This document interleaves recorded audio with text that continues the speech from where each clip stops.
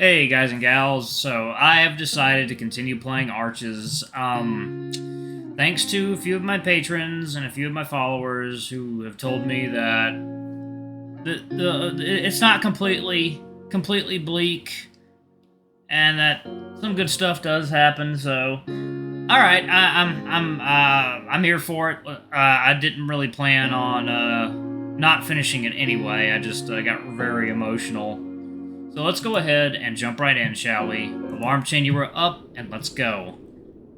Let's get through this as well as we can. Okay. Well, what it used to be is there, at home.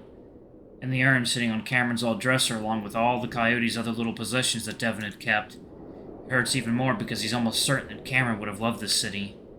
He would do a better job remembering that Cameron isn't right next to him if... You're thinking about me like I'm dead. I'm not. I'm thinking about you like you're physically gone. I do miss being... Huh. Wow, that was like a couple of lines away. I do miss being physically present. I guess I could be dead, but it doesn't really matter. You're not dead. I'm just like your vessel now. That is such a creepy word. Just say I'm like your passenger. By the way, you reek. It's Saturday, so I don't have work. Besides, I'm not taking a shower when the air dryer temperature is room temperature. I mean, I didn't say I didn't like it. It's from a fresh workout. Devon grunts as he makes his way through the parking lot toward his car. You were pushing yourself pretty hard. Really hard, to be honest. Take it easier next time? Taking it easy is what you got hurt. Anyway, the more echoes we can kill off, the better. I doubt we can have that much of an impact, Devon. This shit is old. Ancient, even. It's a lot bigger than us in a lot of different ways. I just want to see how well this works out. If it can be done, maybe we can tell others about it. Start a movement. To kill off haunted places at the source? How many people have their dead boyfriend in their head giving them psychic abilities? Well, I won't tell them that part, just the psychic part. Can I take credit for my abilities? Hey, I'm learning to fight too. See how much I've been bulked up. Devon flexes his muscles underneath his winter coat and padding. Muscles he wishes he'd had when he fought Brian. I didn't know you could punch ghosts, and I wish you'd get a different coach. He beats on you way too hard. I knew what I was getting into. Anyway, remember about the sources. Usually it's some shitty person feeding these places. Well, punching real people sounds worse, actually. Either way, this is all a good workout. You should try... Devon catches himself halfway through saying it. Even though he knows it's coming, and even though he tries to stop it, the imagery of Cameron's ruined face flashes through his mind. He should just be happy that the Coyote is still talking to him. That he's still with him. Kind of. I miss you. Please don't do that, Devon. I'm right here. I want to hold you. You basically are, and I'm giving you a big emotional hug right now. I might also be feeling out your muscles, too, because you have bulked up nicely. Devon laughs and wipes his eyes. Thanks, Cam. Cameron watches all this, but not that Cameron in Devon's head. The Cameron that avoided the shotgun, that survived. He's had these dreams a few times. At first, he simply thought them to be traumatic nightmares from a traumatic event. But this is one of those dreams that feels so real, he almost can't tell he's dreaming. They're not really nightmares either.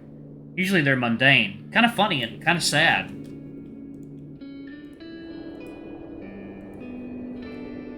The dreaming Cameron, for some reason, doesn't trust this passenger Cameron at all.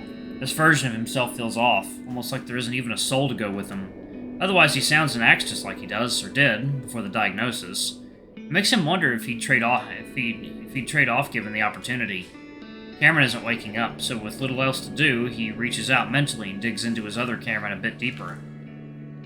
What he sees lasts only a second. After tearing out Brian's throat, this Cameron immediately began communicating with Devon. It's not an illness. Not like what Cameron has, but still. But it's still Echo. It's part of that town, and Cameron doesn't want this Devon to... Devon! He's back! A feeling difficult to describe comes over Cameron. It's something from that dead Cameron, that entity that acts and talks like Cameron. The thing that's currently attached to that Devon. He's tied up, bound with rope with a foul-tasting rag gagging him. The big bear has been gone for over an hour, but no matter how hard he tries, he can't make the zip ties and chains move. And then his stomach turns and the meal Brian had brought him at the bar starts to come back up. He's gonna throw up, but he's chained down on his back with a gag in his mouth. He's gonna throw up, and then he's going to drown. Vomit floods his mouth. Cameron leaps out of bed, one paw over his muzzle. He stubs his toe horrifically on the doorframe to the bathroom, bending back the cloth that had left bleeding and almost ripped out. But he makes it to the toilet in time to retch up a small amount of whatever's in his stomach. His name was Alan, a rat, Cameron thinks, but the coyote can't remember the last name. The last name of the man who drowned in his own vomit. Cameron sobs, both for himself and for the poor young rat that lived a short, hard life only for it to end by choking on the shitty food Brian lured him in with. After a minute, the coyote calms down and listens, thankful that Devon is an incredibly heavy sleeper. What he's seen definitely happened, and even though the police stopped trying to interview him after learning about his schizophrenia diagnosis, he would still put in an anonymous tip tomorrow. Cameron knows there's at least twice as many victims that the police know about, and he plans to report every single one that he sees.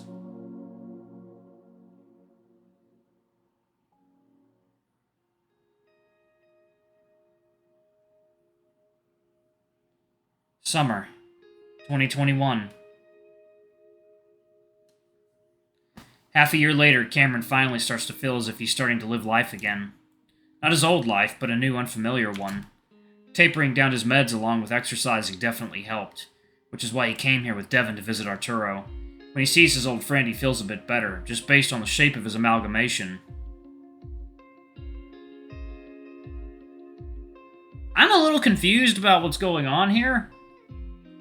Because, didn't his physical body die and Devon cremated him? So what? It's a bit more full, and while it's still damaged, it's also at peace. Cameron knows that feeling. He's different now, and he's accepted that. But he's still Arturo, which the cat has come to accept that, too. He's just different now, changed, like everyone changes.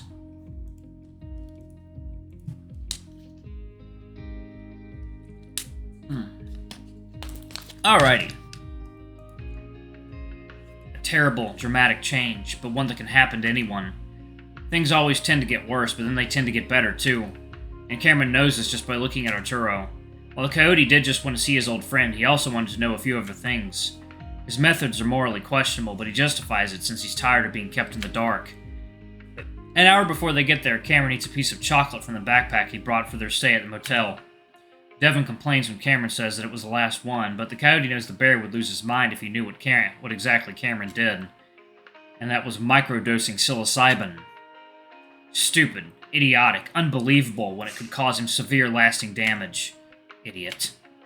It might have been what triggered his schizophrenia, but his abilities increased tenfold even on this tiny amount. Besides, it made him feel better. Of course he'll tell Devon when more time has passed, but the bear has shown almost zero interest in the paranormal as of late. Maybe he'll just tell him he's taking it for the mood lift. For now, he just wants to take in the emotions and conversation. I have needs. Well, what I'm trying to do is get rid of this damn limp. That's what people notice most, if I'm not talking. Cameron smiles pleasantly, despite the fact that Arturo is more guarded and fortified mentally than anyone else he's met, which is the last thing he had expected.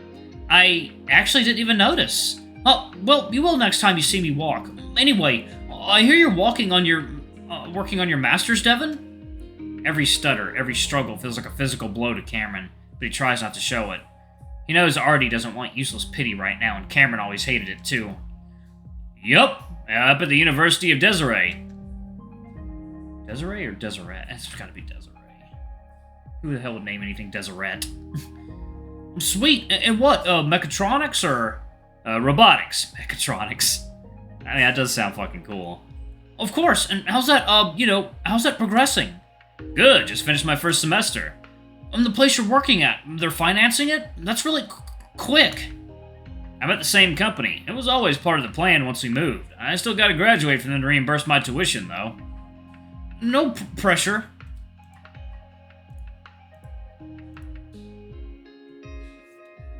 I don't know how he does it all. Work, school, cooking, gaming, and you're good at all of it.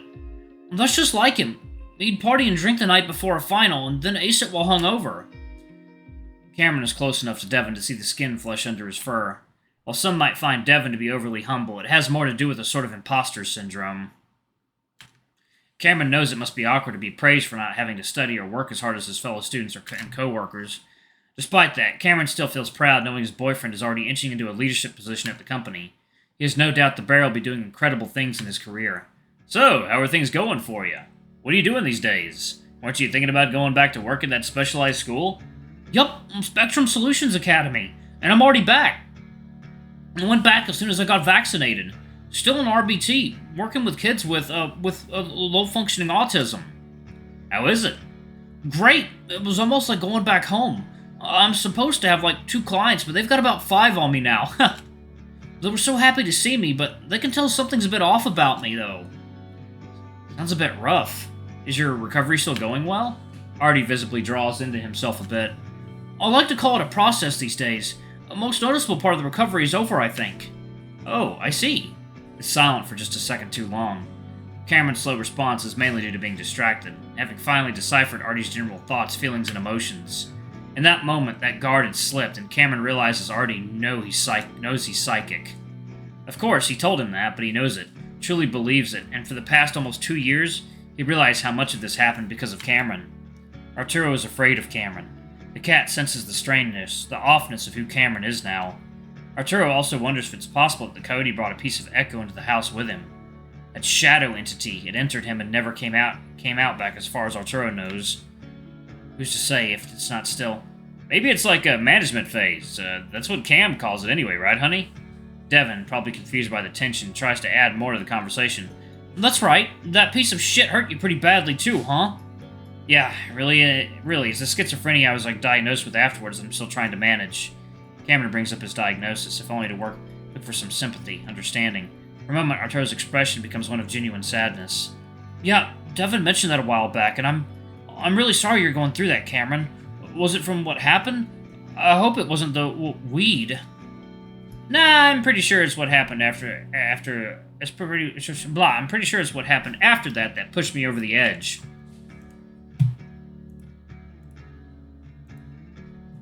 I see. That makes sense. Do they think it would have happened anyway, eventually? Cameron shrugs. Maybe. They think I might have been in a prodromal state for years. Looking back, I can tell that I was on the brink for a while. But he'll never know. For that moment, though, he feels like he and Artie have made a connection. Artie understands that they have completely different problems, but they're both life-changing, and the two of them are bound to these problems for the remainder of their lives. But then Artie senses that darkness, that bit of echo emanate from Cameron again, and he mentally recoils.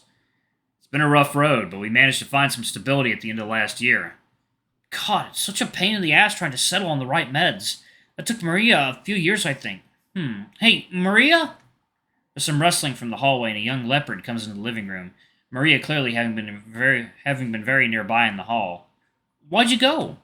I just wanted to give you guys some space. We were just talking about how long it can take to adjust to meds. Maybe you can give some advice again. Oh. She leans in to give Arturo a kiss, and Arturo takes it without a single hint of embarrassment or annoyance. Another solid rock in Artie's life, and one that will stay until the end. While Cameron would normally never invade someone's mind like this, the coyote doubts he'll have many chances to do so again in the future, and needs to know if Artie's on a good track or not. Maria turns to Cameron, and because they themselves have been friends for years, even a little longer than he's known Devon, he can tell that this is weirdly set up. Oh, yeah, antidepressants, antipsychotics, mood stabilizers. It feels like I've been through almost all of them. Yeah, they can all make me want to sleep all day, but also tear out my fur and crawl out of my skin. Actually, I'm going to pause it right there, y'all. Okay, so it took a much better uplift. I'm very happy about that. Okay, it's not all bleak and horrible. Alright, I still have some questions, but we still have a bit more to get through. So anyway, thank y'all so much for watching. I love you all, and I shall see y'all in the next video. Bye-bye!